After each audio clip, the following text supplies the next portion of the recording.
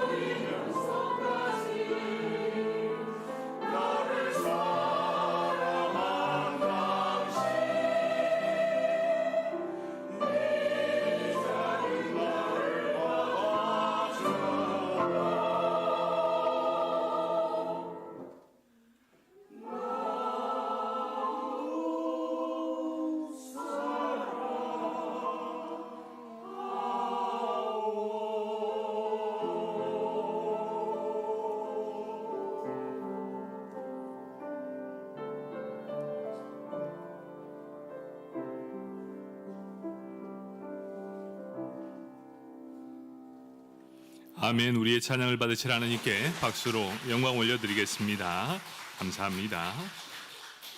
우리 함께 빌립보서 4장 10절 다시 싹이 남이니 라는 제목으로 함께 은혜를 나누도록 하겠습니다. 우리 말씀을 듣기 전 옆 사람 바라보면서 인사하도록 하겠습니다.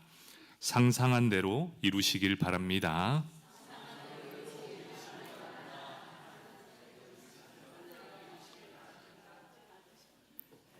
우리 믿음의 사람들에게 힘이 있다면 그것은 생각의 힘입니다. 우리 2025년 시작합니다. 우리 2025년에는 걱정은 그만하시고 상상하는 대로 다 이루시길 축복합니다. 아멘. 오늘 말씀의 시작은 우리가 지난주에 이었던 이 부자들의 이야기 두 번째로 시작을 해보려고 합니다. 부자와 가난한 사람의 차이점이 있다면 그것은 부자는 상상을 하고 가난한 사람은 걱정을 한다. 그런데 결론은 어떻게 납니까? 상상한 대로 이루어지고 걱정한 대로 이루어진다는 사실입니다.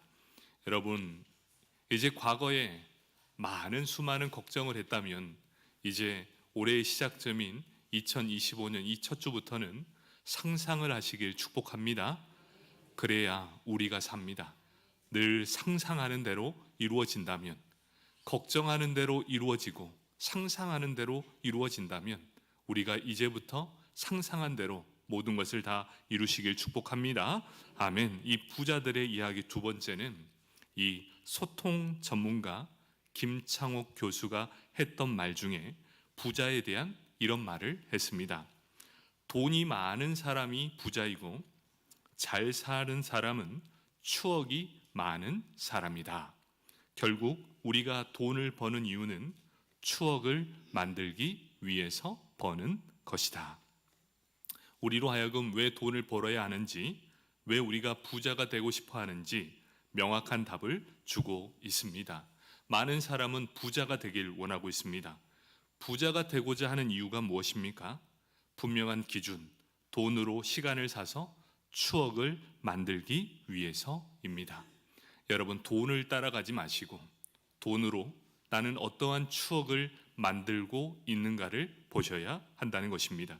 사랑하는 성도 여러분, 올해는 다들 부자 되길 축복합니다. 참, 이 아멘 소리 크네요, 그렇죠? 다 부자가 되셔야 됩니다. 그런데 우리가 분명하게 알아야 될 것이 있습니다. 돈을 많이 벌어서 고급 차를 사고 넓은 집에 살며 명품 옷을 입고 부를 상징하는 물질적 풍요를 꾸미는 것보다 우리가 진정으로 돈을 버는 이유는 추억을 많이 만들기 위해 돈을 번다라는 것이지요. 특별히 우리의 믿음의 사람들에게 잘 사는 사람들이 다 되어야 하는 이유가 분명합니다. 왜 그렇습니까? 잘 사는 사람들이 부자가 되어서 하나님의 나라와 주의 교회를 위해 아름다운 추억을 하나쯤 만들어야 되지는 않겠습니까? 여러분, 돈 많이 버십시오. 그래서 일평생 동안 내가 단 하나라도 하나님의 나라와 주의 교회를 위해 추억을 하나 만들겠다. 이것을 삶의 목표로 갖는다면 여러분, 얼마 그 인생이 행복하겠습니까? 또 하나님께서 기억만 하실 가장 귀한 추억이 될 줄 믿습니다. 여러분이 부자 되어야 되는 이유 이제 분명해졌습니다. 하나님의 나라와 주의 교회에 아름다운 추억 만들기, 바로 이것이 내 삶의 하나의 추억이 되길 축복합니다. 오늘 본문은 이 빌립보 교회 성도들로 하여금 바울이 성공이나 승리한 뒤에 보낸 편지가 아니라는 사실입니다. 곧 이 바울의 인생의 성공담을 다루는 내용이 이 빌립보서가 아니라는 것이지요. 바울은 지금 어디에 있냐? 인생 속의 가장 큰 고난, 지금 시련 속에 쓰고 있는 편지가 바로 이 빌립보서입니다. 감옥에 있습니다. 그리고 언제 죽임을 당할지 모르는 이 절망의 끝에 와 있습니다. 그런데 이것이 정말 끝이라고 알았는데 그 고통 중에 있을 때 자신의 인생에 찾아오신 그 하나님을 만나게 되었다는 것, 그리고 그의 선하심을 고백하는 내용이 바로 빌립보서라는 것입니다. 바울은 예수님을 인격적으로 만나게 되면서 자신의 삶에 대한 하나님의 계획을 알게 되었습니다. 그리고 하나님의 뜻을 깨달아 알게 되었습니다. 그러면서 써내려간 이 편지가 바로 빌립보서입니다. 이 빌립보서는 참으로 깊고 넓은 하나님의 사랑을 기록한 책이라는 것이지요. 바울의 고백은 이렇습니다. 지금 이 시간 나에게 있어서 이 시간은 고통의 시간이 절대로 아닙니다. 왜냐? 이 시간을 통해 하나님이 나를 통해 이루실 그 목적을 발견하는 시간이 되었기 때문입니다. 또한 나를 통해 하실 하나님의 원대한 계획과 뜻을 깨닫는 시간이 되었습니다.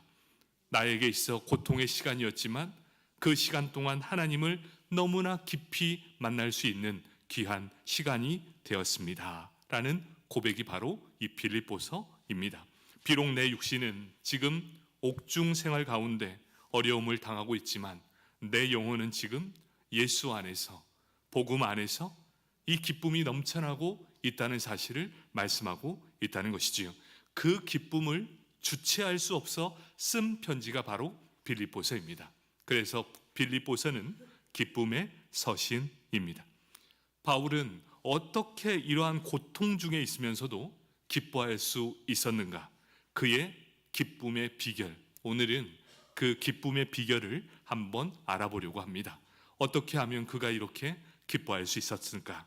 그 비결은 10절에 나와 있습니다. 이 10절을 통괄해서 한마디로 표현하자면 이렇습니다. 복음의 능력을 체험하면 우리도 기쁨을 누릴 수 있습니다. 입니다. 빌립보서 4장 10절 말씀입니다. 내가 주 안에서 크게 기뻐함은 너희가 나를 생각하던 것이 이제 다시 싹이 남이니 너희가 또한 이를 위하여 생각은 하였으나 기회가 없었느니라. 이렇게 말씀합니다. 바울은 기쁨이란 단어를 이 빌립보서 안에서 참 많이 사용했습니다. 그런데 오늘 독특한 표현이 있습니다. 크게 기뻐한다. 이 단어는 처음 사용하는 단어입니다. 크게 기뻐한다. 생각해 보십시오. 바울이 지금 감옥에 갇혀 있습니다. 무엇이 기쁠 수 있겠습니까? 하나님의 은혜로 감옥에서 풀려났다. 무죄로 석방되었다. 그러면 마땅히 기뻐할 수 있다는 것이지요. 그런데 보십시오. 지금 자기가 풀려난 것도 아닙니다. 자신이 모든 문제가 해결되는 것도 아니에요. 어떤 문제의 해결과 답이 있지도 않는 그런 상황에서 바울은 지금 기뻐할 수 있다라는 사실입니다. 바울은 문제 해결도 또한 감옥에서 풀려나지도 못했습니다. 그럼에도 불구하고 바울은 크게 기뻐한다라고 기록하고 있습니다. 어떻게 바울은 이게 크게 기뻐할 수 있었는가? 그 이유가 있습니다. 그 이유는 이렇습니다. 빌립보 교회가 어떤 이유에서든지 몰라도 오랫동안 관계가 끊어졌습니다. 수많은 핍박 가운데 또 교회 안의 문제로 인해서 이 바울을 생각할 수밖에 없는 그런 모든 상황 속에 오랜 시간 동안 관계가 단절되어 있었습니다. 그런데 지금 다시 바울의 선교 사역에 관심을 갖게 되었다는 것이 오늘 본문의 내용입니다. 그리고 그 중심에 에바브로디도가 있었고 에바브로디도를 통해 보내준 선물이 바울에게 도달했다는 사실을 오늘 보여주고 있습니다. 사랑하는 성도 여러분, 오늘 본문은 단순히 빌립보 교회가 보내준 재정적인 후원이나 선물 때문에 기뻐한 것이 아니었습니다. 바울이 기뻐할 수 있었던 이유는 10절 하반절에 이렇게 기록하고 있습니다. 다시 싹이 남이니 너희가 또한 이를 위하여 생각은 하였으나 기회가 없었느니라. 바울은 무엇을 보았냐면 받았던 선물 너머에 하나님의 크신 손을 바라보았던 것이었습니다. 어떤 것이었습니까? 첫 번째는 바울은 지금 감옥에 있습니다. 그리고 절망의 끝자락에 있습니다. 이제 끝났구나. 이제 나는 죽음이 앞을 가로막고 있구나. 이런 절망적 상황 속에서 이 바울은 누구를 만났습니까? 여전히 하나님이 나와 함께 하심을 깨달아 알게 되었다는 것. 바로 그 절망적인 상황 속에서 하나님을 만나는 경험을 했다는 것입니다. 그래서 바울은 깨닫게 된 것이 바울뿐만 아니라 빌립보 교회를 여전히 지금도 돌보고 계시다는 사실을 깨달아 안 것이 첫 번째 기쁨이었고, 둘째는 빌립보 교회가 다시금 복음 안에서 다시 싹이 나므로 복음의 열정이 회복되게 되고 놀라운 열매를 나타내고 있었다는 사실을 깨달아 알게 되었다는 것입니다. 사랑하는 성도 여러분, 우리 하나님 살아계십니다. 믿으십니까? 여러분이 절망 가운데 계실지라도 지금 바울은 감옥, 그 지하 감옥 안에, 그리고 죽음의 문턱 안에 지금 간당간당 생명을 유지하고 있습니다. 이 처참하고 비참한 상황 속에서 하나님이 그곳까지 찾아와 주셨다는 것을 이 바울은 알게 되었다는 것이지요. 이 세상의 주인이 누구이십니까? 이 세상을 움직이시는 이가 누구이십니까? 바로 온 땅의 주인은 우리 하나님이십니다. 하나님께서 이 세상을 주관하고 계시고 움직이는 분이십니다. 누가 우리의 사람의 마음을 움직이십니까? 바로 하나님께서 우리의 마음을 움직이고 있다는 사실입니다. 오늘 이 본문에서 바울이 기쁨의 근거로 삼고 있는 이유가 무엇입니까? 하나님께서 지금 빌립보 교회에 각각의 성도들에게 찾아가셔서 그들의 마음을 움직여 주셨다는 것이죠. 그리고 다시 복음에 관심을 갖게 되었고 복음의 사역에 신실한 동역자로 세워주심을 알게 되었다는 것입니다. 여러분, 생명력이 넘치고 복음의 능력이 있는 교회는 바로 이러한 복음 사역에 관심을 갖게 되는 것부터 시작한다는 것을 보여주고 있다는 것입니다. 여러분, 교회에 생명력이 있는 이유는 바로 복음을 가지고 있기 때문입니다. 정리해 보면 이렇습니다. 바울이 크게 기뻐했던 이유는 빌립보 교회 성도들로 하여금 다시 복음의 씨앗이 자라나기 시작했다는 사실입니다. 바울에게 찾아온 에바브로디도는 단순히 선교 헌금을 전달한 것이 아니었습니다. 빌립보 교회 성도들로 하여금 다시금 복음에 관심을 갖고 바울을 도울 수 있도록 하나님께서 그들의 마음을 움직였다는 그 사실을 깨닫게 되므로 바울은 크게 기뻐했다는 사실입니다. 저 또한 이 바울의 마음에 크게 공감을 했습니다. 여러분, 교회가 규모가 크고 성도가 많은 것에 기쁜 것이 아니라 성도 한 사람 한 사람이 예수 안에서 복음 안에서 변화되고 회복되고 치유가 되고 한 사람의 믿음의 사람으로 세워지며 복음의 능력으로 회복되었을 때 어떠한 어려움 앞에서도 당당히 복음을 위해 전한다는 전진하는 소문을 들었을 때 그처럼 기쁜 소식이 어디 있겠습니까? 여러분, 우리 인제 장로교회가 바로 이런 교회가 되길 축복합니다. 다시 싹이 나미니, 여러분이 복음의 씨앗이 다시금 싹이 나길 축복합니다.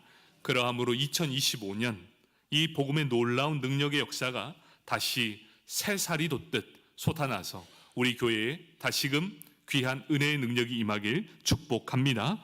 바울을 변화시켰던 복음이 이제 빌립보 교회 성도들을 변화시키기 시작했다는 것입니다. 오늘 바울의 편지 속에 그들이 다시 복음의 능력을 체험하라고 말씀하고 있는 것이지요. 여러분, 복음이 무엇입니까? 여러분, 복음이 무엇이라고 생각합니까? 이 복음을 정리해 보면 이렇습니다. 하나님께서 우리를 사랑하셔서 그 아들 예수 그리스도를 이 땅에 보내셨습니다. 그리고 예수님께서 우리의 죄를 위해 십자가에 죽으시고 사흘 만에 부활하신 것, 그 사실을 믿음으로 받아들이는 것이 우리의 복음이라는 것이지요. 그런데 이 바울은 이런 믿는 복음을 단순한 이론적인 교리로 생각하는 것이 아니었습니다.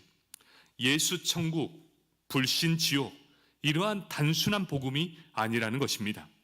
예수님께서 선포했던 하나님 나라의 복음, 구약 성경에 예언되었던 메시아 곧 하나님께서 약속하신 구원자, 그 살아계신 예수님을 인격적으로 만난 결과로 바울은 지금 인생의 주도권을 예수님께 넘겨드렸음을 의미하고 있다는 것이지요.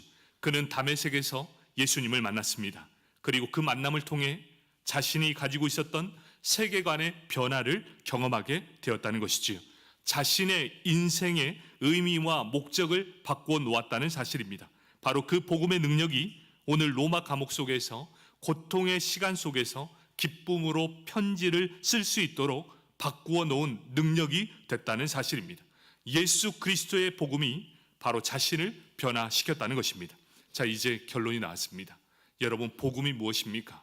예수가 날 위해 십자가에 못 박혀 죽으심을 믿고 부활의 하나님, 이 예수님처럼 나도 부활의 천국에 이를 수 있다, 이런 단순한 믿음이 아니라는 것이지요. 그럼 복음의 진짜 의미가 무엇입니까? 복음의 능력은 나를 변화시키는 능력에 있다라는 사실입니다. 여러분, 예수님을 믿으십니까? 그렇다면 여러분 삶은 변화되었습니까? 복음의 진짜 능력은 믿는다라는 걸로 끝나는 것이 아니라 내 삶이 변화되었는가? 나의 삶이, 세계관이 변화되었는가? 내 가치관은 깨어지고 나는 죽고 예수로 사는 사람으로 변화시키는 능력으로 나는 오늘을 살아가고 있는가입니다. 예수님을 믿기 전과 믿기 후에, 믿은 후의 가치관이 똑같다면 나는 지금 예수를 제대로 믿지 않는다라는 것이죠. 예수님을 믿었다면 만나기 전에 삶의 가치관과 예수님을 만난 후에 삶의 가치관이 매일매일 부딪혀야 합니다. 여러분, 매일매일 부딪혀야 돼요. 그리고 깨어집니다. 그리고 내가 복음에 부딪혀서 내 자아가 조금씩 깨어져서 온전히 예수 그리스도를 닮아가는 그런 사람으로 바뀌어지는 게 진정한 복음이라는 것이지요. 여러분은 지금 얼마만큼 깨어져 있습니까? 나는 여전히 펄펄 살아있지는 않습니까? 예수의 복음에 날마다 부딪혀도 내가 예수의 복음을 이겨버려요. 그러면서 우리는 얘기합니다. 나 예수 믿고 있습니다. 여러분, 이 복음의 능력은 나는 예수를 믿고 천국 갑니다, 그게 아니에요. 적어도 내 삶에서, 이 땅에서 예수를 닮아감으로 정말 하나님의 인격, 예수의 인격을 닮아가며 내 자신을 변화시키는 능력, 바로 그것이 복음의 능력이라는 것입니다. 여러분, 우리 삶에서 가장 중요한 것이 예수님을 만나는 것이랍니다. 여러분, 예수님을 만났다면 여러분의 인생의 변화를 반드시 경험해야 한다는 것이지요. 예수님 때문에 기쁘고 예수님 때문에 소망이 넘쳐나야 한다는 것, 그것이 바로 복음의 능력입니다. 그런데 한번 우리의 삶을 한번 볼까요? 여러분, 여러분의 현실은 어떻습니까? 지금 나는 열심히 살고 있습니다. 정말 열심히 헌신하고 교회와 하나님의 나라를 위해 열심히 살아가는데 내 심령의 기쁨이 사라져버렸다. 내 삶의 수준은 너무나 높아져 가고 삶을 너무나 평안하게 살아가는데 내 삶에는 성령의 역사와 영적인 능력이 나타나고 있지는 않는다. 오히려 시간이 지나면 지날수록 더욱더 기쁨이 넘쳐나야 함에도 불구하고 기쁨은 점점 사라져가고 근심과 걱정이 내 삶 안에 가득 넘쳐나고 있다는 사실. 여러분, 예수 안에서 자유롭습니까? 예수를 믿으면서 하루하루가 기대가 되고 소망이 넘쳐나십니까? 오늘 하루 눈을 뜨면 너무나 기쁘고 설레십니까? 우리는 다시 예수 그리스도의 복음에 진지한 부딪힘이 있어야 합니다. 바로 구원의 감격, 구원의 기쁨, 바로 이것이 회복되어야 하는 가장 첫 번째 역할이라는 것이지요. 한번 진지하게 생각해 봅시다. 나는 오늘 아침 눈을 딱 떠서 예수 때문에 기쁨을 누리고 있으십니까? 이건 질문입니다. 네. 여러분, 하루하루가 기쁘십니까? 하루 눈을 떴을 때 오늘 하루가 설레십니까? 오늘 하루 어떻게 지내야 될지 기쁨으로 넘치고 있으십니까? 오늘 하루 하나님은 나와 어떻게 동행해 주시고 나와 얼마만큼 귀한 은혜를 허락해 주시고 있을까 기대가 되고 설레십니까? 여러분, 그래야 합니다. 바로 우리 믿음의 사람이 회복되어야 되는 것이 바로 이 기쁨과 설렘이 회복되어야 한다는 것이지요. 내 삶에 바로 진정한 자유와 기쁨이 회복되어야 한다는 것을 말해주고 있다는 것입니다. 갈라디아서 5장 1절 말씀입니다. 그리스도께서 우리를 자유롭게 하려고 자유를 주셨으니 그러므로 굳건하게 서서 다시는 종의 멍에를 매지 말라. 예수님께서 여러분의 멍에를 다 내려놨습니다. 그런데 여러분은 꾸역꾸역 그 멍에를 다시 메고 있습니다. 그 멍에를 그대로 내려주고 자유자의 삶을 살아, 그리고 행복한 삶을 살아라, 기쁨의 삶을 살아라. 이제 너의 무거운 짐을 다 내려놓게. 이 수레를 끌기 위해 짐승의 목에 올려놓았던 멍에처럼 복음 안에 살면서 왜 우리는 세상의 근심과 걱정, 무거운 짐을 그대로 지고 있느냐? 너희는 더 이상 이 삶의 무게 때문에 무너지지 않고 다시금 복음의 능력과 믿음 안에서 기쁨과 구원의 감격을 잊지 말라라고 분명하게 우리에게 말씀해 주셨습니다. 여러분, 걱정이 넘쳐나십니까? 근심이 여전히 있습니까? 하루하루 살아가는 게 걱정투성이이십니까? 그것은 하나님이 원하시는 것이 절대로 아닙니다. 여러분, 이 세상 사람들 중에 제일 걱정과 근심이 많은 분이 누군지 아십니까? 바로 우리 엄마입니다. 참 우리 엄마만 생각하면 답답해 죽었습니다. 예수 믿는다고 하면서 기도는 참 많이 하세요. 감사헌금도 꼭 제 이름으로 냅니다. 그런데 여전히 전화하면 세상 근심 걱정은 다 가지고 있습니다. 너무너무 답답합니다.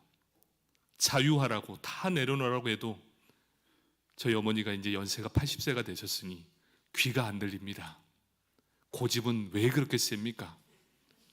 여러분, 귀가 들릴 때 모든 걱정과 무거운 짐 다 내려놓으시길 축복합니다. 제발 좀 내려놓으십시오. 우리 어머니도 지금 귀가 대단히 간지러울 겁니다. 참 우리 엄마를 생각하면 너무나 답답해요. 어떤 인생을 사셨는지 알지만 이제 그 무거운 짐을 예수 안에서 내려놓길 그렇게 원하고 있지만 내려놓지 못하는 게 과연 우리 어머니 분이실까요? 여러분은 다 내려놓으셨습니까? 여러분 자유하십니까? 정말 예수 안에서 2025년을 시작하는 이 시점에서 모든 무거운 짐을 다 내려놓으시길 주님의 이름으로 축복합니다. 아멘. 말씀을 정리하도록 하겠습니다. 오늘 사도 바울은 지금 비록 로마 감옥에서 고난과 시련 그리고 절망의 끝 그 가운데서 절망의 그림자가 자신을 향해 몰려오고 있었습니다. 하지만 이 바울은 복음 안에서 누리는 기쁨으로 어떠한 어둠의 그림자도 그를 삼킬 수 없을 만큼 그 안에 기쁨의 이 복음이 가득 넘쳐 흘러나고 있었다는 사실입니다. 오늘 우리에게도, 오늘을 살아가는 우리에게도 쓰나미처럼 밀려오는 거대한 세속적인 힘 앞에 저항할 수 없을 만큼 우리는 또 한 번 넘어지고 쓰러지게 될 것입니다. 하지만 우리가 다시 일어날 수 있는 힘은 예수 그리스도의 십자가의 복음이 나와 함께 할 것이고, 내가 어디에 있든 하나님은 나와 함께 하심을 믿기에 오늘도 기쁨과 소망을 품고 함께 일어나게 될 줄 믿습니다. 다시 싹이 나미니, 여러분 오늘 말씀 다 잊어버려도 이것 하나만큼은 꼭 기억해 주시길 바랍니다. 다시 싹이 날 것입니다. 여러분 우리 인생에 다시 복음의 씨앗이 일어나게 될 것입니다. 하나님께서 힘을 주실 것입니다. 다시 우리로 하여금 구원의 기쁨과 구원의 감격을 허락해 주실 것입니다. 복음의 진짜 능력은 나를 변화시키는 능력입니다. 복음 안에서 새롭게 되길 축복합니다.